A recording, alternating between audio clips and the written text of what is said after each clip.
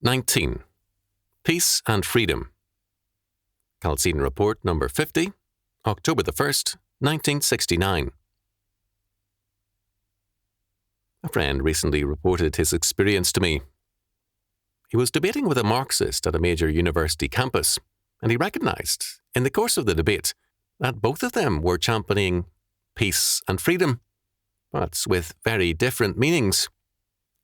Underlying the words were radically different presuppositions. Before any of us line up with, quote, freedom fighters, end quote, libertarians, end quote, liberty leaguers, lobbies, defenders, or what have you, it is important for us to know what these words mean to those who use them. One of the key words of the modern era is freedom.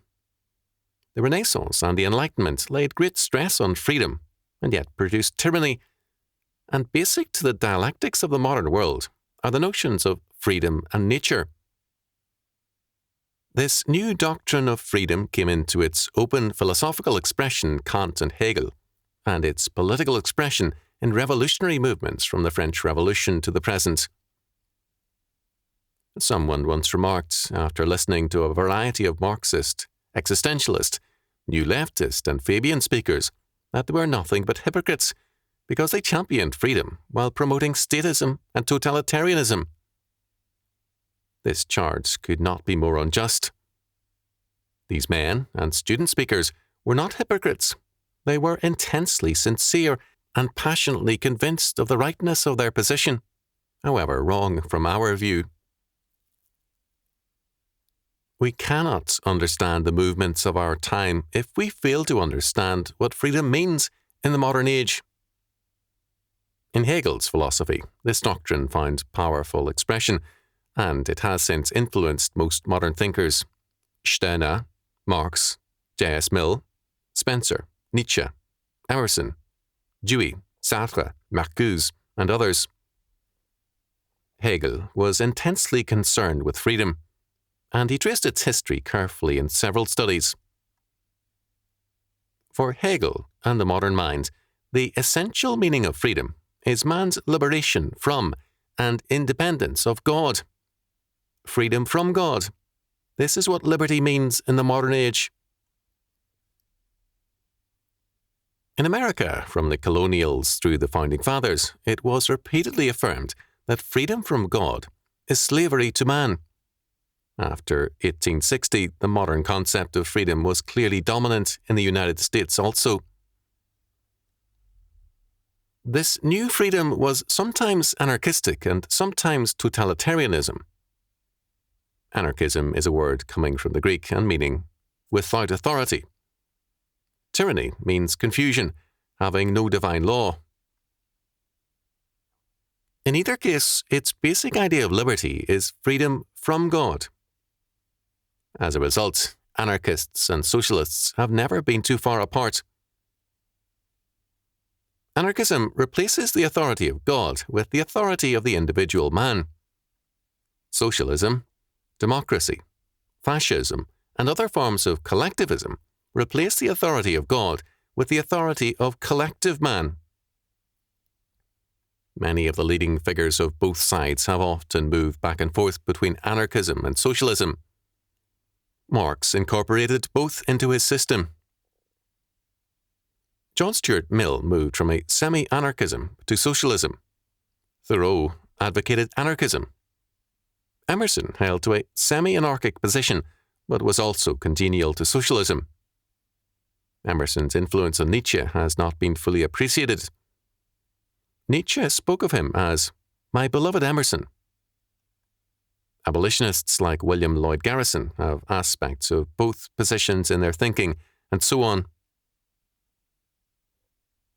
The liberal, conservative, and radical traditions of our day have all been profoundly influenced by Hegel and the post-Hegelian thinkers, and their ideas have a common secularism, that is, they think of freedom and social order without God. The liberals and the radicals are usually self-consciously atheistic. They knowingly advocate a doctrine of freedom from God as true liberty. The conservative is usually unconsciously atheistic. He denies that he is anti-God, but he bypasses the whole matter because he claims that he wants to avoid, quote, sectarianism, end quote. But if God is not our sovereign source of authority and freedom in every area, then we are, to that extent, atheistic. The state should not be under the church, nor the church under the state, nor the school under either. Each are under God, and positively required to serve him, or else they are atheistic. Church, state, school, family, and every other sphere of life are either under God, or they are under men as their sovereign power. Freedom from God means servitude to man. Freedom under God means freedom from man. Revolutions in the modern age are essentially revolutions against God. Several of the, quote, new libertarians, end quote, have lately stated that it is not necessary to have a purpose for revolution. What is necessary is to have a revolution against the idea of a God-given order. In other words, their goal is freedom from God, and to gain this, all existing institutions, because they represent a hangover from a Christian society, must be destroyed. The result is total warfare. When a social order begins to break down and the end of an age appears, man begins to feel uncertain of his ground because his basic premises are being destroyed. Although the days prior to the Reformation saw less social and economic changes than the 17th century witnessed, the lack of faith led men to despair, so that they felt, in the words of historian A.G. Dickens in Reformation and Society, a dread of universal dissolution. This same dread obsesses men today who live in greater prosperity than their forefathers. Having no faith to live by, but a crumbling humanism, they live in a dread of universal dissolution. But, even worse, too many of them, as a matter of humanistic principle, are waging a revolutionary war designed to bring about universal dissolution. To gain freedom from God, they seek the destruction of all existing social order.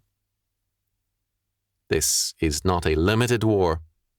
It cannot be fought with a limited faith. More than the church is at stake, and more than a political election and control of the state, schools, or any other sphere. Elections are regularly being won and the war lost because every side has the same anti-God doctrine of freedom. And it will not do to talk about, quote, God and America, end quote, and feel that words are the answer.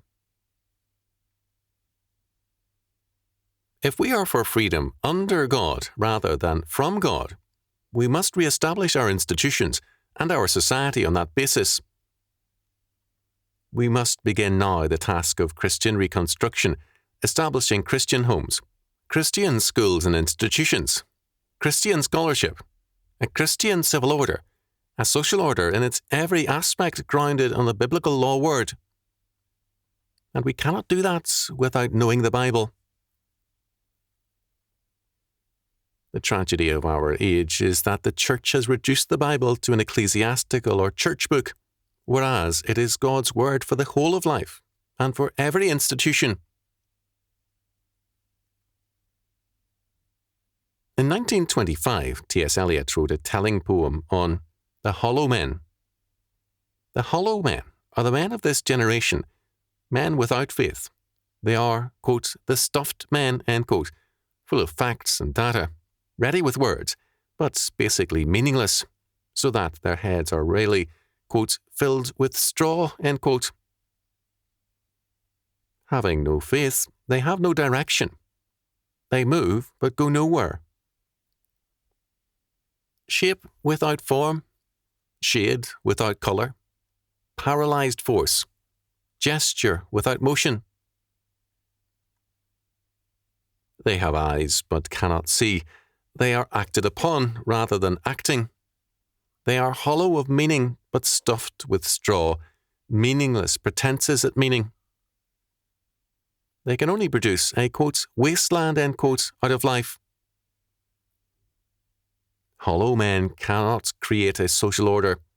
They can only destroy it. Hollow men can defend nothing, because they themselves are nothing. We live in a day of hollow men who blame everyone for their predicament except themselves. When they declared their freedom from God, they became hollow men, whatever their politics, conservative or radical. Sartre defined freedom as man's freedom from God, and its goal or project is to be God. Man declares his independence from God in order to be his own God. The goal is a futile one, however, and Sartre concluded, man is a useless passion. Not surprisingly, humanists who have been proclaiming the death of God are, in some cases, now going a step beyond. In France, a new and influential philosophy whose spokesman is Michel Foucault is now proclaiming the death of man. Man, as a useless passion and a futile being, must soon disappear, we are told. The hollow men are bent on suicide and destruction. More than that, they have what Albert William Levi so aptly termed Nietzsche's, quote, will to illusion, end quote. A love of a lie and a preference for it, a delight in illusions rather than reality, a preference for grand gestures rather than meaningful acts. The result of freedom from God is a generation of hollow men. What do you want? Hollow men or God's men? If you want hollow men, well and good. Our schools, universities, churches and families are all doing an excellent job of producing a generation for whom liberty means freedom from God. They may call themselves leftists, conservatives, libertarians, churchmen, and whatever else they will, but unless they recognize the sovereignty of God over every sphere of life and every area of thought, they are practical atheists. If what you want is freedom from God, then congratulations. You are doing your job effectively in every area. But if not, how long halt ye between two opinions? If the Lord be God, follow him. 1 Kings chapter 18, verse 21.